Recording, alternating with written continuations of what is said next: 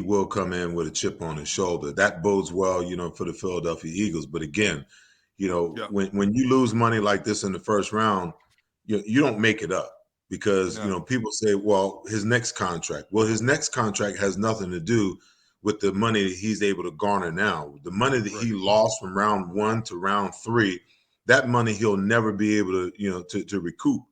And it's just wrong. I mean, you've got all of these mock drafts and all of these Mm-hmm. so-called gurus that project where a guy should be. And then I hear these guys on draft night sometimes. Oh, I had him projected as a third round.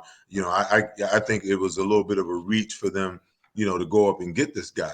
Well, you hear that rhetoric from the time the Super Bowl ends all the way up, to the draft, where these guys are making these assumptions and making these Yeah. assertions, and you would think that organizations would be smart enough to do their homework and already know.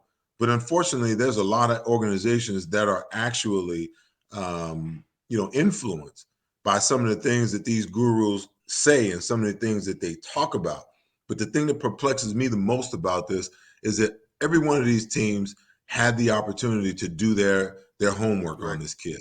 And you Right. can't tell me some of there's linebackers that was taken before him that aren't even on his level. And you mean to tell me that he slid that much? That he fell that far behind? Understanding who he is and what he can do.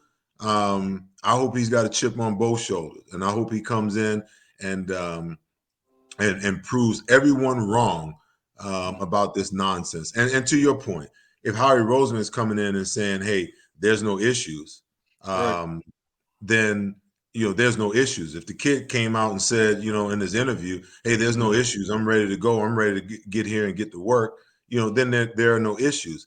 But there's a bad actor somewhere that started a Mm-hmm. rumor that cost this kid an exorbitant amount of money, and I feel bad for him, but I'm ecstatic for the Philadelphia Eagles that they've got this kid, on their roster because he's going to make the entire defense better.